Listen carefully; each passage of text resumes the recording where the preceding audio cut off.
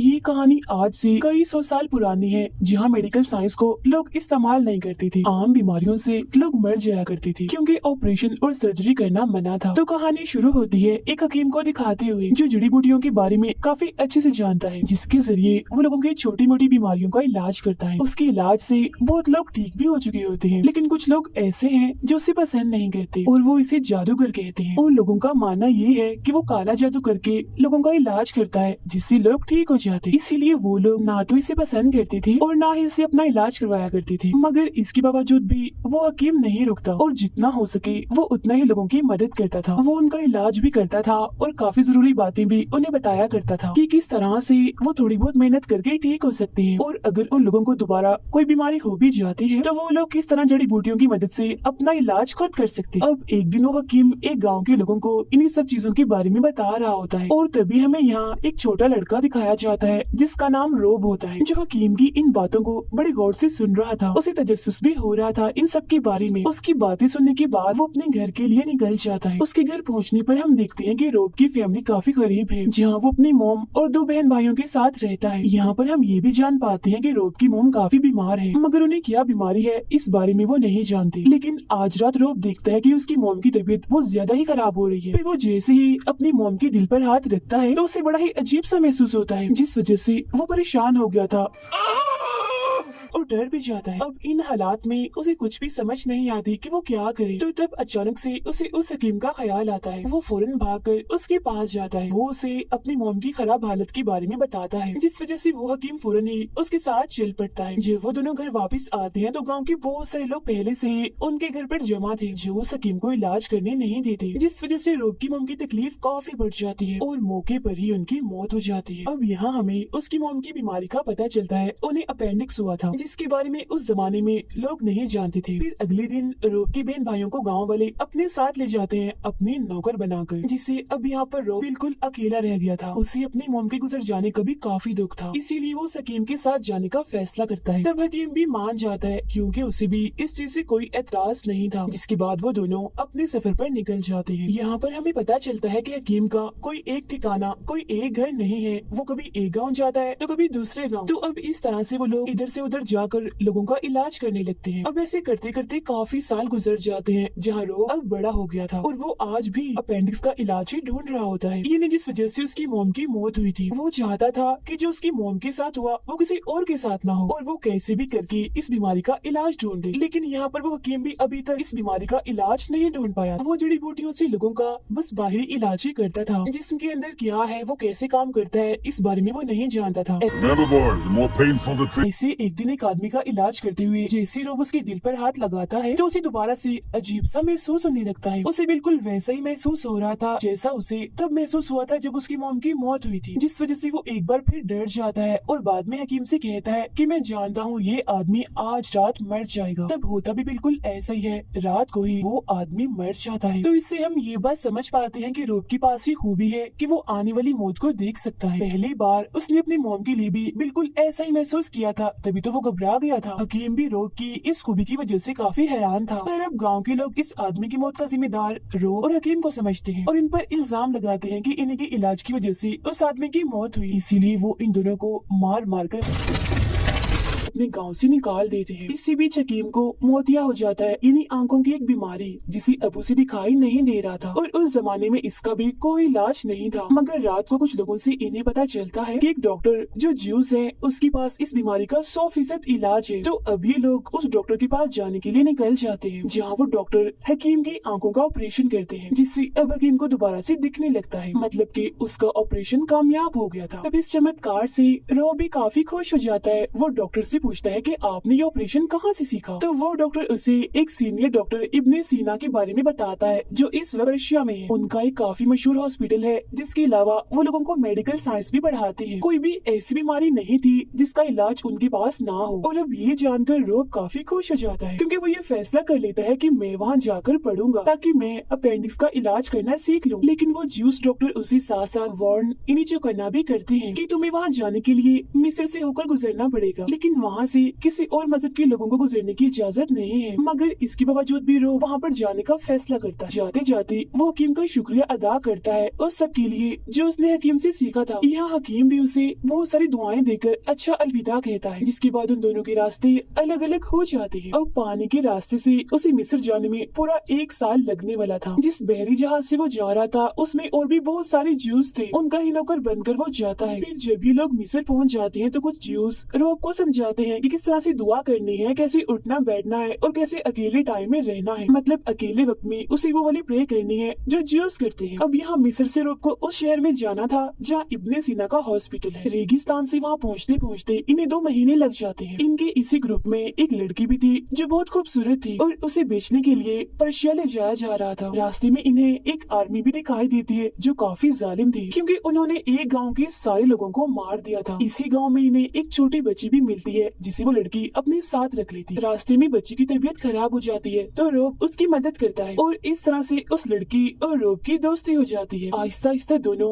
एक दूसरे को काफी पसंद करने लगे थे। मगर जब वो रेगिस्तान से गुजर रही थी तो तभी अचानक यहाँ रेत का तूफान आ जाता है, जिससे वो दोनों अलग अलग हो जाते हैं। फिर जैसे ही तूफान रुकता है तो वहाँ सिर्फ अकेला रोब था, क्योंकि बाकी सब लोग मारे गए थे। तो अब वो अकेला ही उस शहर में पहुँच जाता है जहाँ इब्ने सीना का हॉस्पिटल है। ये शहर दरअसल मुसलमानों के एक राजा का था। अब रोब इस गंदी हालत में जैसे तैसे करके उस हॉस्पिटल में चला जाता है, मगर उसकी हालत देखकर वहाँ के लोग उसे मारते हैं और उसे वहाँ से भगा दिया जाता है। फिर जब एक आदमी उसे बेहोशी की हालत में देखता है तो वो रोब को इस हॉस्पिटल में दाखिल कर लेता है। अब जैसे रोब को होश आती है तो उसे अपने चोटों में जरा भी दर्द नहीं हो रही थी, इसीलिए वो अपने पास में खड़े हुए आदमी से पूछता है कि आपने मुझे कौन सी दवाई दी है, क्योंकि मैं काफी जख्मी था मगर अब मुझे मेरी चोटों का एहसास नहीं हो रहा कि मुझे कुछ हुआ भी था। तब यहाँ बातों ही बातों में रोब उस आदमी को बताता है कि मुझे भी मेडिकल साइंस पढ़नी है, लोगों का इलाज करना सीखना है ताकि मैं फिजिशियन बन सकूं या कोई हकीम या फिर छोटा मोटा डॉक्टर ही सही। फिर अगले दिन रोब को सीधा क्लास में ले जाया जाता है, जहाँ पहुँचकर उसे ये बात पता चलती है कि जिस आदमी से वो कल बातें कर रहा था वो और कोई नहीं बल्कि इब्ने सीना ही है, जहाँ वो अपनी क्लास में फिजिक्स, फिलोसफी और इस तरह की और भी बहुत सारी चीजें पढ़ाते हैं। यहाँ रोब को काफी कुछ सीखने को मिलता है। उसे पुराने मशहूर साइंटिस्ट के बारे में भी पता चलता है। यहाँ उसकी 2 लड़कों के साथ दोस्ती भी हो जाती है। बहुत जल्द रोब को ये बात पता चलती है कि जो लड़की उसकी दोस्त बनी थी वो मरी नहीं है बल्कि अभी जिंदा है, मगर बहुत जल्द उसकी शादी एक काफी बड़े आदमी से होने वाली है और वो आदमी उस लड़की की फैमिली से होता है जो रोब का दोस्त था। तो अब ये जानकर रोब को काफी दुख होता है। बहुत जल्द उसके दोस्त को भी ये बात पता चल जाती है कि वो लड़की और रोब दोनों एक दूसरे को पसंद करते हैं। अब दुखी होते हुए रोब एक लड़की के पास जाता है, लेकिन वो लड़की ठीक नहीं थी बल्कि वो बीमार थी। तो वो उसे हॉस्पिटल लेकर आता है ताकि वो उसका इलाज करके उसकी जान बचा ले। इसी बीच इब्ने सीना को भी रोब की इस खूबी के बारे में पता चल जाता है कि वो आने वाली मौत को देख सकता है, मतलब कि कब किसकी मौत होने वाली है। यहाँ वो इब्ने सीना को अपनी मॉम के अपेंडिक्स के बारे में बताता है। वो कहता है कि इसी वजह से मैं गरीब लोगों का इलाज करना चाहता हूँ। लेकिन मुसीबत की बात तो ये होती है कि इस इतने बड़े हॉस्पिटल में भी इंसानों पर कोई भी तजुर्बा करने की इजाजत नहीं थी, जिस वजह से रोब काफी दुखी भी था और मायूस भी। वो सोचता है कि मैं दुनिया के दूसरे कोने में आ गया हूँ, मगर यहाँ भी मैं वो सब नहीं कर पा रहा जो मैं करना चाहता हूँ, जिससे जाहिर है मैं ये भी नहीं जान पा रहा कि मैं उस बीमारी का इलाज कैसे करूँ जिससे मेरी माँ गुजर गई। तो इसीलिए वो यहाँ इब्ने सीना से सवाल करता है कि आखिर हम इंसानों के जिस्म के अंदर क्यों नहीं देख सकते, जिसमें वो जवाब देते हैं कि आजकल के दौर में और हर मजहब में इंसानों को काटना यानी चीरफाड़ करना काफी बुरा समझा जाता है। मतलब कोई भी इधर ऑपरेशन नहीं कर सकता और हो सकता है कि शायद आज से तकरीबन 100 या 1000 सालों के बाद ये सारी चीजें यानी सर्जरी और ऑपरेशन आम हो जाए, मगर इस दौर में ऐसा मुमकिन नहीं है। अब यहाँ टोटल 3 तरह के ग्रुप्स थे। एक तो था मुसलमानों के राजा का ग्रुप जो दूसरे मजहब के लोगों को इत्तेफाक और प्यार से रहने का कहता था, मेडिकल और साइंस को वो काफी बढ़ावा देता था। दूसरा ग्रुप होता है पर्शियन का, जबकि तीसरे ग्रुप के लोग दूसरे शहर से आए थे और ये वही लोग थे जो जालिम थे,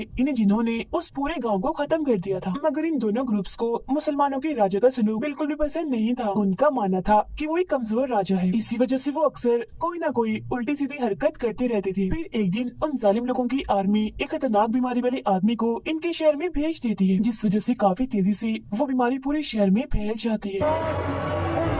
अब जो अमीर लोग थे वो तो इस शहर से भाग गए थे, जिनमें उस लड़की का हस्बैंड भी शामिल था। वो लड़की भी इस बीमारी का शिकार होकर अपने घर में पड़ी थी। अब शहर की ये हालत देखकर इब्ने सीना के स्टूडेंट्स सारे गरीब और बीमार लोगों को ठीक करने में लग जाते हैं। अब जो लोग इस बीमारी का शिकार हुए थे उनके जिस्म पर काले रंग के निशान थे, जो देखकर रोब मशवरा देता है कि हमें सर्जरी करके इन काले निशानों की जो जड़ें हैं उन्हें ही निकाल देना चाहिए। लेकिन क्योंकि सर्जरी ऑपरेशन की इजाजत नहीं थी, इसलिए ऐसा नहीं किया जाता। और अब देखते ही देखते हजारों की तादाद में लोग मरने लगते हैं। लेकिन अब क्योंकि रोब काफी समझदार था, इसीलिए उसे ये बात पता चल जाती है कि ये बीमारी इतनी तेजी से चूहों की वजह से फैल रही है। तो अब ये लोग चूहों को मारने वाला जहर बनाते हैं, जिससे शहर के सभी चूहों को मार दिया जाता है और जितने भी लोग बचे थे उन्हें कुछ नहीं होता। जिसके बाद अब देखते ही देखते इनकी दवाइयों से लोग ठीक होने लगते हैं। वो लड़की भी मौत के मुंह से वापिस आती है, क्योंकि बाल बाल उसकी जान बचती है, जो देख रोब भी काफी खुश हो जाता है। पूरे शहर की हालत भी पहले की तरह बिल्कुल ठीक हो गई थी और वो सारे अमीर लोग जो यहाँ से भागे थे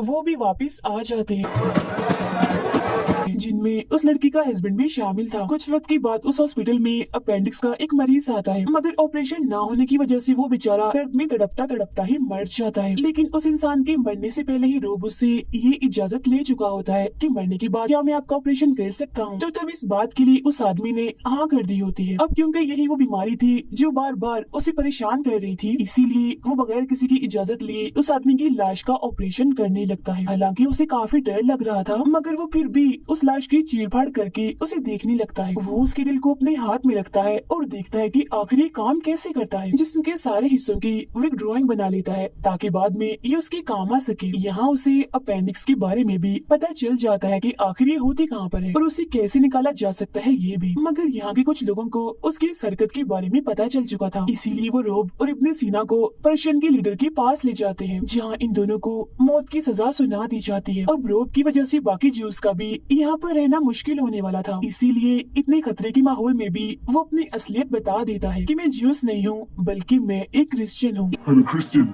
इसीलिए प्लीज मेरी वजह से बाकी ज्यूस को सजा मत दीजिए। लेकिन ये बात कोई भी मानने को तैयार नहीं था कि रोब एक क्रिश्चियन है, क्योंकि उसने खुद को ज्यूस के मजहब के मुताबिक ही ढाल लिया था। उस लड़की के हस्बैंड को भी ये बात पता चल जाती है कि ये और रोब एक दूसरे से प्यार करते हैं, तो सजा देने के लिए वो उस लड़की को जमीन में गाड़ देता है। अब रोब का वो दोस्त जो ज्यूस था वो भी रोब पर काफी गुस्सा करता है कि तुमने हम सबको इतना बड़ा धोखा दिया कि तुम ज्यूस नहीं हो बल्कि क्रिश्चियन हो। इसी दौरान हम देखते हैं कि मुसलमानों की राजा बीमार पड़ने लगते हैं। उन्हें भी असल में कोई और बीमारी नहीं बल्कि अपेंडिक्स ही थी। तो वो रोब और इब्ने सीना को पर्शियन की कैद से आजाद करवाते हैं, जिसके बाद वो उन दोनों से कहते हैं कि ये मेरा हुक्म है, मेरी तरफ से आप दोनों को ये इजाजत है कि आप मेरा ऑपरेशन करें। मगर रोब ये सुनकर काफी डर जाता है, क्योंकि उसने कभी भी किसी जिंदा इंसान पर सर्जरी नहीं की थी। लेकिन यहाँ इनके पास और कोई रास्ता नहीं था, या तो इन्हें उस राजा का ऑपरेशन करना था या फिर फांसी पर चढ़कर मरना था। तो अब यहाँ पर रोब ऑपरेशन करने के लिए मान जाता है, लेकिन ऑपरेशन करने के बदले में वो एक मांग करता है कि उस लड़की को आजाद कर दिया जाए। तब राजा उसकी बात मान जाते हैं और उस लड़की को आजाद कर भी दिया जाता है। इसके बाद इब्ने सीना, रोब और उसका दोस्त डरते हुए पहली बार राजा की सर्जरी करने लगते हैं, जहाँ उन्हें काफी मुश्किलात का सामना करना पड़ता है, जिससे वो काफी घबराए हुए थे कि वो जिंदा इंसान पर सर्जरी कैसे करें। लेकिन फिर आखिरकार वो उसकी अपेंडिक्स निकालने में कामयाब हो जाते हैं। ऑपरेशन करने के बाद रोब काफी मुतमईन सा दिखता है, उसे काफी सुकून मिलता है। अंदर ही अंदर वो खुद को अपनी माँ का ऑपरेशन करता हुआ देखता है। राजा भी यहाँ बिल्कुल ठीक होते हैं, इसीलिए उनकी और रोब की दोस्ती हो जाती है। मगर इस बात से सारे पर्शियन उस राजा पर काफी गुस्सा होते हैं। उन्हें राजा पर इस बात का भी गुस्सा था कि उन्होंने इब्ने सीना और रोब को यहाँ से भगा दिया, उन्हें सजा भी नहीं दी गई। इसीलिए पर्शियन सीधा जाकर उस खतरनाक ग्रुप से मिलते हैं, जिसके बाद दोनों ग्रुप्स एक होकर अपने ही शहर पर हमला कर देते हैं।